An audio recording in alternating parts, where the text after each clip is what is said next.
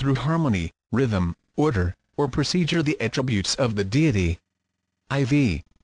Assist a man in raising a burden, but do not assist him in laying it down.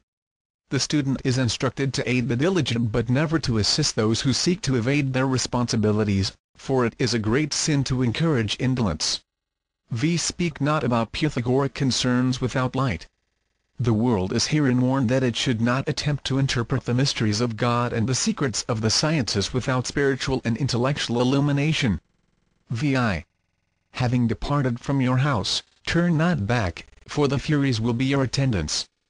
Pythagoras here warns his followers that any who begin the search for truth and, after having learned part of the mystery, become discouraged and attempt to return again to their former ways of vice and ignorance, will suffer exceedingly.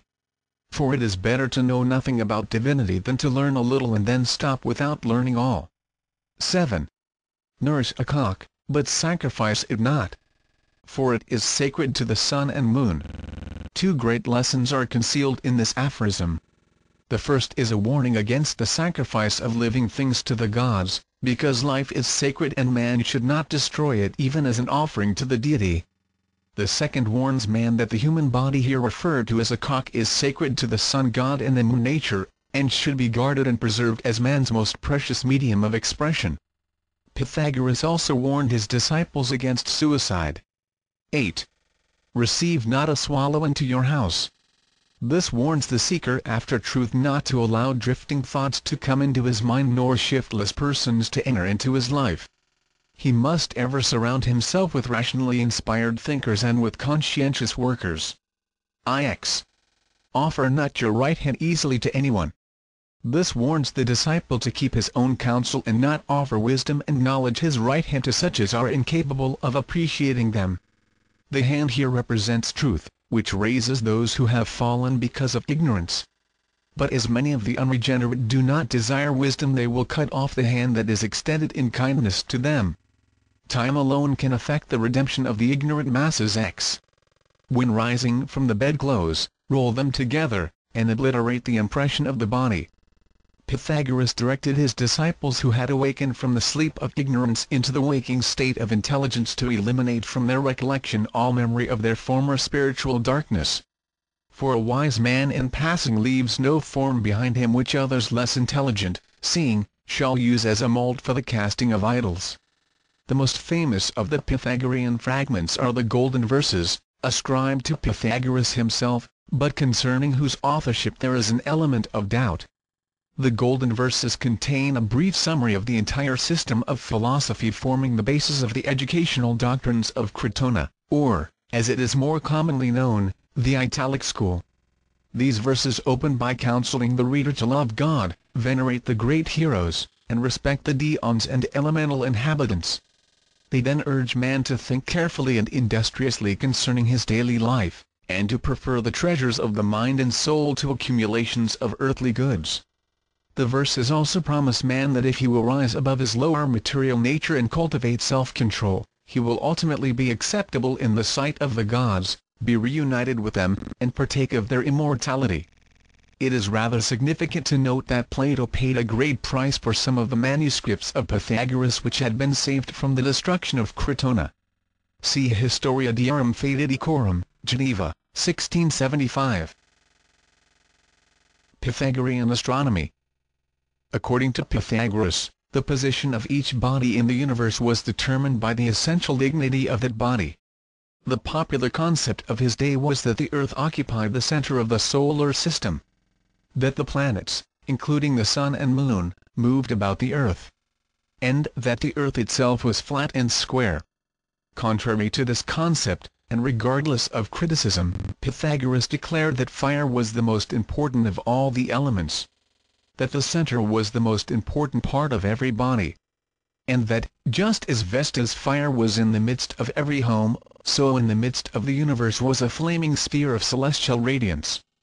This central globe he called the Tower of Jupiter, the Globe of Unity, the Grand Monad, and the Altar of Vesta. As the sacred number 10 symbolized the sum of all parts and the completeness of all things, it was only natural for Pythagoras to divide the universe into 10 spheres, symbolized by 10 concentric circles. These circles began at the center with the globe of divine fire. Then came the 7 planars, the Earth, and another mysterious planet, called Antichthon, which was never visible. Opinions differ as to the nature of Antichthon. Clement of Alexandria believed that it represented the mass of the heavens. Others held the opinion that it was the moon. More probably it was the mysterious 8th sphere of the ancients, the dark planet which moved in the same orbit as the Earth but which was always concealed from the Earth by the body of the Sun, being in exact opposition to the Earth at all times. Is this the mysterious Lilith concerning which astrologers have speculated so long? Isaac Meyer has stated that Pythagoreans held that each star was a world having its own atmosphere, with an immense extent surrounding it, of ether. See the Kabbalah. The disciples of Pythagoras also highly revered the planet Venus, because it was the only planet bright enough to cast a shadow. As the morning star, Venus is visible before sunrise, and as the evening star it shines forth immediately after sunset. Because of these qualities, a number of names have been given to it by the ancients. Being visible in the sky at sunset, it was called Vesper, and as it arose before the sun, it was called the false light, the star of the morning, or Lucifer, which means the light-bearer. Because of this relation to the sun, the planet was also referred to as Venus, Astarte, Aphrodite, Isis, and the mother of the gods. It is possible that at some seasons of the year and certain latitudes the fact that Venus was a crescent could be detected without the aid of a telescope. This would account for the crescent which is often seen in connection with the goddesses of antiquity, the stories of which do not agree with the phases of the moon. The accurate knowledge which Pythagoras possessed concerning astronomy he undoubtedly secured in the Egyptian temples, for their priests understood the true relationship of the heavenly bodies many thousands of years before that knowledge was revealed to the uninitiated world. The fact that the knowledge he acquired in the temples enabled him to make assertions requiring 2,000 years to check proves why Plato and Aristotle so highly esteemed the profundity of the ancient mysteries. In the midst of comparative scientific ignorance, and without the aid of any modern instruments, the priest-philosophers had discovered the true fundamentals of universal dynamics. An interesting application of the Pythagorean doctrine of geometric solids as expounded by Plato is found in the canon.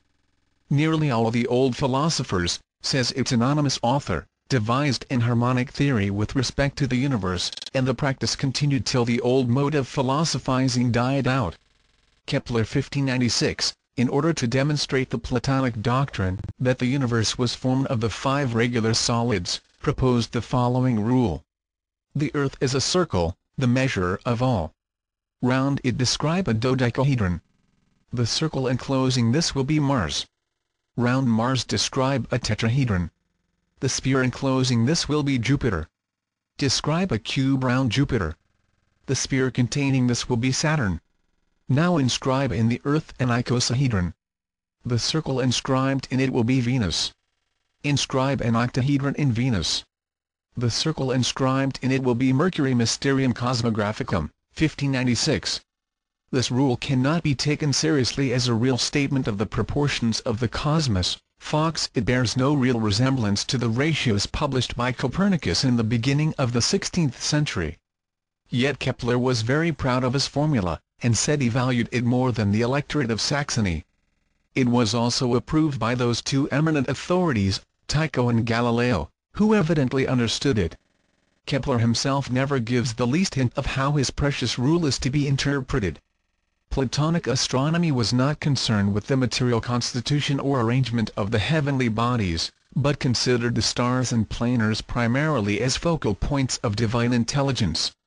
Physical astronomy was regarded as the science of shadows, philosophical astronomy the science of realities. 2. Insert. The Tetractys.